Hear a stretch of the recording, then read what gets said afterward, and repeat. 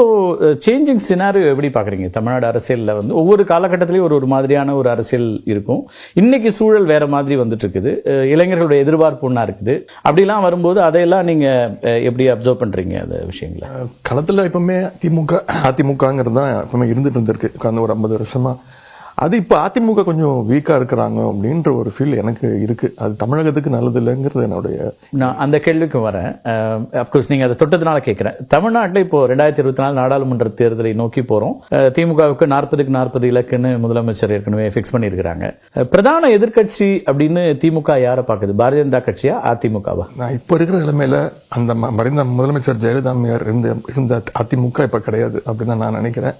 பிஜேபியுடைய local கிளை கழகமா வந்து அதிமுகவும், மாநில கட்சி அதிமுகவுடைய தலைமையா வந்து பாஜகவும் இருக்கிற மாதிரி தான் இப்போ இருக்கு சினாரியோ. என்னதான் எங்களுக்கு கூட்டணி இல்ல, 26 வரைக்கும் நாங்க கூட்டணி இல்லைன்னா சொல்றாரு. அது மக்கள் இப்படி ஏத்துப்பாங்களாங்கிறது எனக்கு தெரியல. ஏன்னா 2 மாசம் முன்னாடி வரைக்கும் என்னென்ன தேவையோ, இப்ப நாங்க எங்களுடைய ஒரு மாநாட்டோட பேரே வந்து மாநில உரிமைகள் மீட்பு மாநாடு. அது நாங்க நடத்துறதுக்கு காரணமே இந்த அதிமுக கடந்த 9 வருஷத்துல நம்முடைய மாநிலத்துடைய உரிமைகள் அத்தனையும் டைல்யூட் பண்ணி அதை ஒன்றிய அரசு கிட்ட கொடுத்துட்டாங்க. அதுக்காக தான் மாநாட்டுக்கு பேரே வச்சிருக்கிறோம். மாநாட்டில் முக்கியமா வந்து நீட் எதிர்ப்பு அது ஒரு முக்கியமான ஒரு பங்கெடுப்பாக நாங்கள் வச்சிருக்கிறோம். எங்களுடைய தலைப்புகள்லாம் பார்த்தீங்கன்னா, மதுரையில் அவங்க ஒரு மாநாடு நடத்தினாங்க.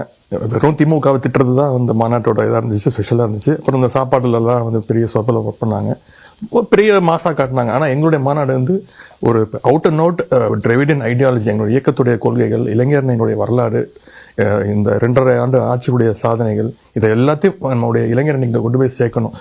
22 பேச்சாளர்கள் பேசுறாங்க. எல்லாமே வந்து நம்முடைய கழக கொள்கையை பற்றி நான் வந்து தலைப்புகள்லாம் கொடுக்கப்பட்டிருக்கு. 2 கலை நிகழ்ச்சிலாம் வந்து சினிமா பாட்டு ஆடல் பாடலாம் கிடையாது. புதுகை பூபாலம் அப்படின்ற ஒரு கலைக்குழுவினர் வந்து ஒரு ஆட்சியுடைய சாதனைகள், ஒன்றிய அரசு என்னெல்லாம் நம்ம வந்து நம்ம மாநிலத்தை வந்து நம்மளுடைய உரிமைகள்லாம் பறிக்குதுன்னு ஒரு நகைச்சுவையா இளைஞர்களுக்கு போய் சேர்ற மாதிரி ஒரு நாடகம் நடத்துறாங்க. அப்புறம் பாடகர் திருக்குறள் அறிவு இருக்கார்ல, அவர் வந்து அம்பேத்கரை பத்தி, பெரியாரை பத்தி, கலைஞரை பத்திலாம் ஒரு 3 பாடல்கள் பாடுறாரு.